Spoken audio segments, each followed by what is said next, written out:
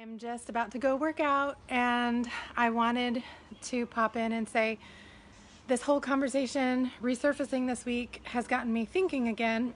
And I was thinking back to the different websites and things that I was finding when I started to try to get through Mike's information from his autopsy report against what the professionals were saying did not make sense to them. And they were saying, we disagree with his autopsy. And the specialist that was the pathologist, he and I spoke on the phone several times, several meaning three. We spoke on the phone 3 times. And he was very detailed and very particular and caring toward Mike, and did not want to miss dotting an I and crossing a T. And he and I had some words over the phone, and it was quite a scenario. It would take a long time to write it all out for you to understand, but I took note of the words that they were using and the things that they were saying, and so I would start putting them in search engines together. And okay, if this didn't make sense, but this was in his report, what would happen if I put these words together and look it up? And I ended up coming up with this group of French pulmonologists from a website that identify over 600 drugs that can cause the lungs to do and the heart to do what Mike's body did. And it just makes sense if you look at the medications and the onslaught and the amounts with no diagnosis, no proven need, no bacteria, no virus, no cancer cells, no anything that would have warranted these really strong medications. And plus, if you compound that with the fact that he received no nutrition in 11 days and very little, he had nothing by mouth, NPO is what it's called, and he couldn't swallow. As soon as the moxifloxacin paralyzed him, he had lost his burp and his swallow reflex, and he was so uncomfortable. So for those 10 of those 11 days, he couldn't swallow. And so he wasn't receiving any drink of any kind, and they were giving him IVs, but he was sweating profusely. And of course, we know our bodies, when they sweat, it's temperature regulation. It's also detoxifying, but more importantly, it's temperature regulation. Well, he wasn't showing a temperature, like a thermometer kind of temperature, but he kept saying, my body is burning up from the inside out. I'm vibrating from the inside out. That did show up in his autopsy, but no one believed it when he would say it. It didn't make any sense. And so when he would say that, people would say back to him, we believe that you have an imagined pain due to anxiety, and then they would give him more drugs. So anyway, I'm going to post below this comment that I'm making right now just four images of websites that I looked up right now, today, and one of them, I circled the date. It was dated 2013, and then it just blows my mind. And then one of them is updated information from this group of French pulmonologists that is April of 2019.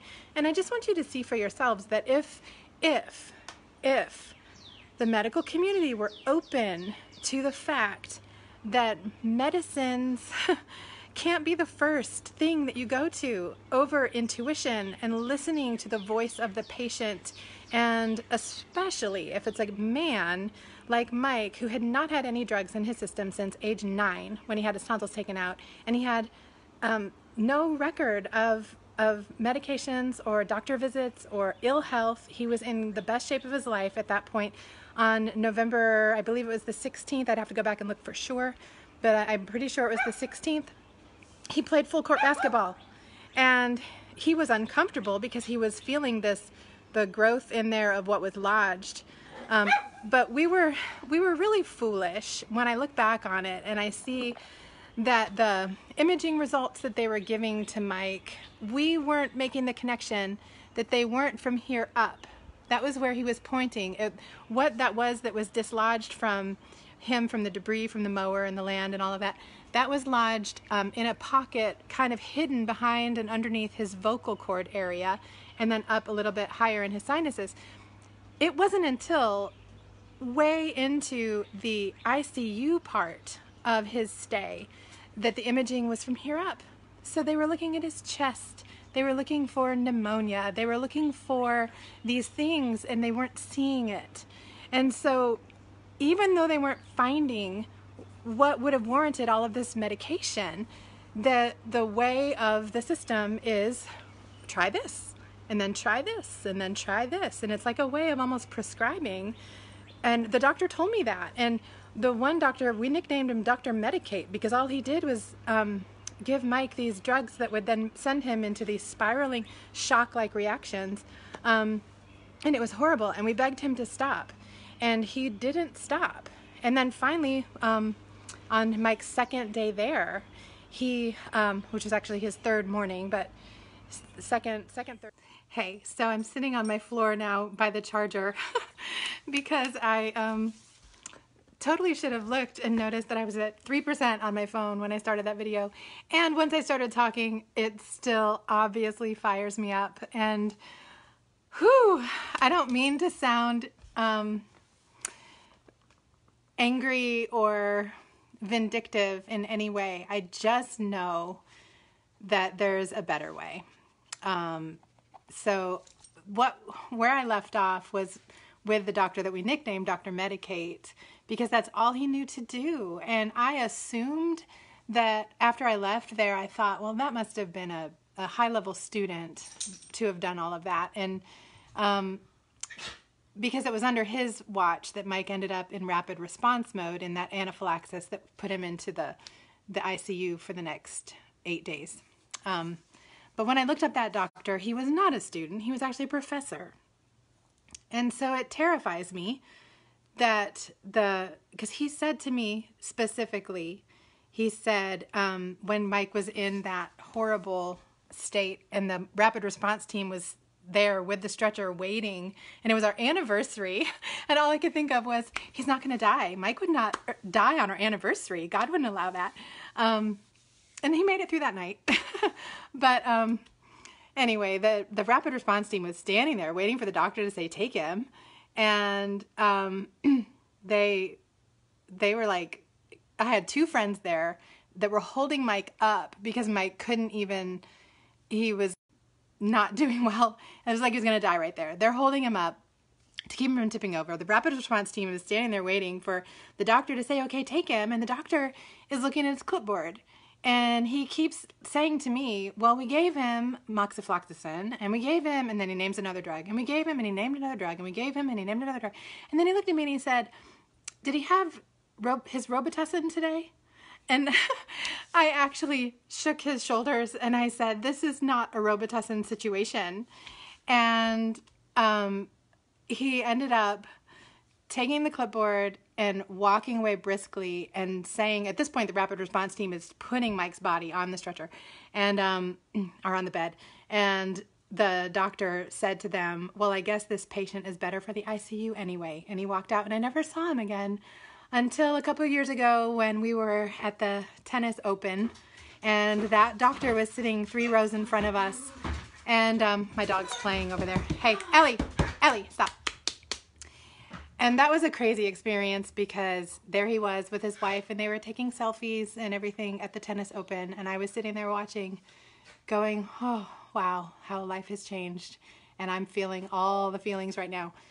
Anyway, what I want to say about that is he said, because before that point with Mike in that state, I asked him, why do you just keep giving him medications when you have no diagnosis? And he said to me, well, and he had a word for it, and I'd have to look through my notes and find it, but the word basically meant trial and error. It was kind of like they try a medication, and then they watch for the body's response. And then it gives them an inkling as to what he might have. And I shook my head and I said, that's not a good way to diagnose him because he's pointing to what he needs. And the other little thing, and I could just talk about this for, like, I have it recorded. It took me 3.5 hours to tell the whole story after it happened. So you guys got me all wound up this week, and I want to tell it. I just want to tell the whole thing because I think that there's pieces of this that would help just change some. Maybe this isn't the way that all places run. Hopefully and prayerfully not. But I do know, based on what I have heard and your stories over the last 3 years plus, that it is very common. And whenever I sought legal counsel, I wasn't really seeking legal action. It wasn't about the money for me. The reason why I sought legal counsel was because they had said to me that the only way that I could ask questions and get them to answer them was if I took them to court. So I was like, well, I guess I'll have to try that. That didn't work. And the reason why it didn't work was because the lawyers would come back to me and say, Amy, this is too common. And that's shocking to me. I'm like, no, this can't be too common. There needs to be someone saying, this just isn't right. It's not right. The human body is amazing. And the body, like Mike was saying to them during those days, he was saying, I've got nothing. I'm trying to help you help me, and I've got nothing. Where's the oxygen? Where's the nutrition? Where's the hydration? Just the basics. My body needs the basics. And it just wasn't happening. And it got to the point where he just couldn't, his will wasn't enough. It just wasn't enough, and his body gave out. So I don't want that to happen to you. And I don't want that to happen to your loved ones. So I just, on the part one of this, before my phone went dead, I put 4 pictures, and it was just of two of the drugs that I knew off the top of my head that I just put into the search engine of that. And the reason why it came up with that particular drug-induced word for the heading was because I found it again by typing in the words from Mike's autopsy with the words from his death certificate that the medical leaders there said did not make sense to them. And it does make sense. If you believe that too much medication is a problem, then it makes sense. And so I hope and pray that our medical community can start. The other thing, one of the doctors, I'll end with this because I'll talk forever if I just sit here talking.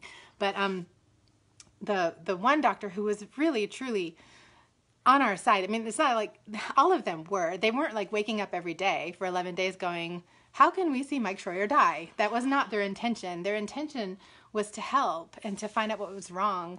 And they threw all of the major doctors there into this scenario. Like, there became too many hens in the hen house, honestly. And but it was like the top oncologist was in our room. And I remember one of the nurses like being very fangirl.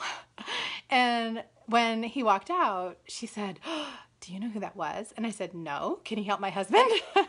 And she was like, oh, he's won so many awards. And while that is awesome, that oncologist was shaking his head. And he said to Mike, he said, you don't have cancer. I don't know why they want to do this procedure on you because there's no way you have cancer. And that was the top oncologist. And, you know, by the end of it all, the people who disagreed with each other, they still weren't on the same page in those meetings, even after having Mike's body as evidence and the autopsy and all of that. And I really believe if they would have looked at medication toxicity, they could have all gotten on the same page, but they just couldn't look behind that curtain. And the one doctor that I grew to love, she had gone on her days off, and then when she came back, Mike was gone. And she had put him on, because when the nurse pulled that stuff out, then she said, yeah, we need to stop medication. And she put him on a detox plan that was supposed to be until she got back. And the doctor at night who disagreed with her kept the medications going. And that particular doctor said to me, Amy, my team was afraid of you. And I said, I'm sorry. I did not mean to be like that. If I scared anyone or whatever, I was just fighting for my husband. And she said, I know. And she said, but do you want to know why they were afraid of you? And I said, yeah, I do. And she said, you asked hard questions and you asked smart questions. You knew things about diet and nutrition that we're not trained on. And when doctors are asked questions that they don't know the answer to, it's terrifying to a doctor. So anyway, there's more than just medication is what I have to say. And I think our world is going in that direction. The European Medical Association is getting there way faster than the American Medical Association. And I mean, I have in my head things that I would love to say to our governmental leaders. You know, I would love to sit down and talk to the Attorney General. I have these crazy ideas. I'm the crazy person sitting on my floor by my charger, petting my dog. But my mind never stops on this stuff. And I know that there's a better that we can find. And we need it. So anyway, I posted those couple of images. And that's the kind of stuff that when I actually get Mike's medical records out and I pour through and make a list of the actual drugs, I will look on websites like that one with the French pulmonology team. And you know, people can see for themselves that there's contraindications, and we need to learn way more. Like people who have been, it's called floxed. I'm sure you've seen it a lot in my timeline if you've watched any. But fluoroquinolone drugs are so dangerous, and that's the moxifloxacin. I watched it go. The IV was this big, and it was like a dark yellow, and it was going into his body. And while it was going into his body, it was like something from the Gremlins movie. If you remember that, it kind of shows my age, but his entire body, every little teeny tiny muscle began to vibrate. Like it looked like in the Gremlins where they're going to pop out because the gremlin had water on them. And it was terrifying. And I ran and got the charge nurse, and I made her come in and look at what his body was doing. I almost videoed it with my phone, but I was freaking out and holding his hand because he was in so much pain. And I said to her, stop this. Like, what is happening to him? And she sat me down and she said, it gets worse before it gets better. You need to stop overreacting. And I couldn't believe it. And I sat there and I wept because now the IV is like down to here. It's all in its body. There's nothing I can do to take it out. And he was never the same. That was in that moment, that was when he lost his swallow reflex, his burp reflex. He stumbled. He couldn't stand. That was the night before, the next day when he went into the rapid response mode. So I know that exact moment. I know it was that drug that took him to this whole new level. And then when he went into the ICU, they were looking at a man who didn't even show what he looked like. Let's see, it was November 16th. He's playing full court basketball. And now it's November, let's see if it was on our anniversary. November 23rd was when he was wheeled to ICU. I mean, it doesn't take a brain scientist to figure out that something went very, very wrong. And the only changes were medicative care. It was the medication part of it that threw him into that whole new place. And, he went in because he couldn't breathe. And a nurse got out those two areas he was pointing to finally. And his entire body filled with oxygen, all the way down to the tips of his toes. His toes turned like a purplish color. And we were so relieved at that point. But we knew it was going to be a long healing because of what else we were dealing with now at that point. But we were up for the challenge. Like, it would have been awesome to see him heal. Then I actually got a beautiful private message, and I'll post a picture of it under here. Someone messaged me last night and said, I didn't realize, this is a paraphrase, you can read the real words underneath, but he said, he watched that video about Mike for the first time, and he said that he couldn't believe that I was willing to help other people, and that it must be really painful. And it is painful, but I don't want you to go through it. And I don't want, that guy and his wife to go through it. And it can be stopped. Like there are things that can happen and change for the better. And so I think it makes me feel better to help other people. And I feel like I finally can at this point because I'm better. It's still sad. These tears aren't, I don't know, it's all mixed up, but these tears are that I don't want people to feel like they can't learn from Mike's story, because if it's not for some reason, then what in the heck is it for, right? I mean, it has to be for something. So I'm hoping that something is helping thousands of people, because it's literally thousands and millions of people that are harmed by these medications, and it's got to stop. It's just got to stop. So I'm going to stop babbling now, because obviously that's all I'm doing. But I love you, and I'll post that comment under here so you can read it. It was just beautiful. It made my day. And if that's what's coming and the ability to help others, then it's going to feel nice to have such purpose. So you guys have a great night. I'm going to go work out because I'm finally taking care of Amy, and I'm finally working out, and it feels really good, and my kids are loving the healthy food, and it's a new day. Love you. Bye.